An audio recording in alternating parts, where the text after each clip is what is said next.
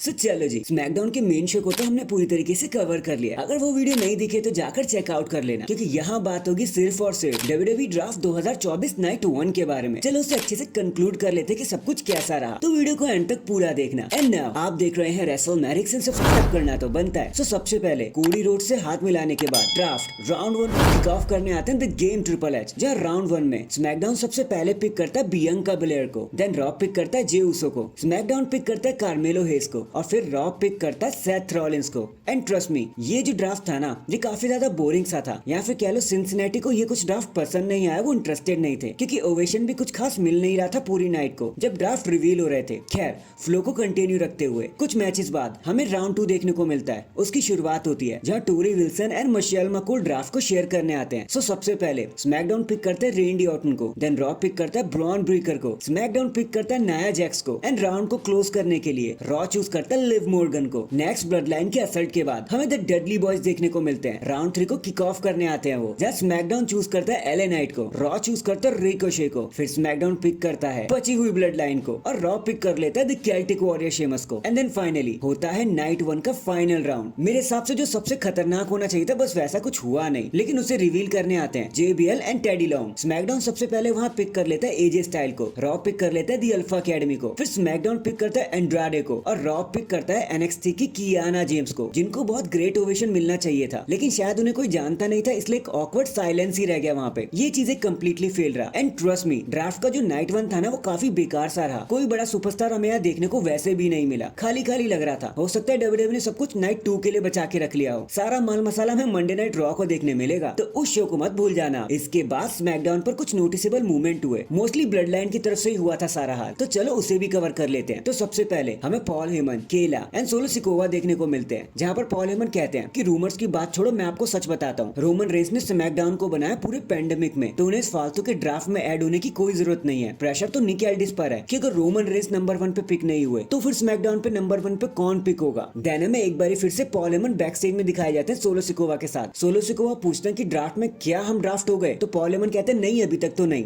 लेकिन हो जाएंगे। रोमन भी ड्राफ्ट से बाहर हो चुके हैं, और आप भी तो न्यू मेंबर्स ढूंढ रहे हो ब्लड लाइन के लिए। जिसके बाद वहाँ पे टामा टोंगा भी आ जाते हैं। सोलो सिकोवा कहते हैं कि एक बार फिर से तो रिपीट करना, लेकिन इससे पहले कि पॉल वो करते, केविन ओवेंस आकर उन पर अटैक कर देते हैं, और ऑफिशियल उन्हें रोकने की कोशिश करते हैं। इसके बाद हमें एक छोटा सा ग्लिम्स दिखाया जाता है द फाइनल टेस्टामेंट का, जहाँ पर ज्यादा कुछ तो नहीं होता, लेकिन वो न्यू कैच रिपब्लिक को मारने लगते हैं, और कहते हैं कि इससे फर्क नहीं पड़ता कि हम कहाँ जाएंगे, तबाही मचाना रुकेगा नहीं, हम यही सब करते रहेंगे। बट फाइनली हमें निक एल्डिस देखने को मिलते हैं टेडी लॉन्ग के साथ। वो केला को एक इंटरव्यू दे रहे होते हैं, और 2 मैचेस बैकलैश के लिए ऑफिशियल भी कर देते हैं, जहाँ सबसे पहले बेली अपने टाइटल को डिफेंड करेंगी ट्रिपल थ्रेट मैच में against Tiffany and Naomi, and फिर होगा एक mega tag team match Randy Orton Kevin Owens versus Solo Sikoa and Tama Tonga. और बस यही कुछ डिटेल्स थी जो स्मैकडाउन के पूरे शो पर हमें देखने को मिली। So that is it guys, अभी के लिए तो बस इतना ही। आप मुझे बताना, ये जो ड्राफ्ट नाइट 1 था ना, ये आपके लिए कैसा रहा? क्या आप सेटिस्फाइड हो गए पूरी तरीके से, या फिर कुछ मिसिंग सा लगा आपको? कमेंट करके जरूर बताना। एंड चैनल पर नया है तो चैनल को जल्दी से लाइक एंड सब्सक्राइब कर दो। बाकी मैं मिलता हूँ आपसे किसी और अपडेट के साथ, तब तक के लिए अपना ख्याल रखें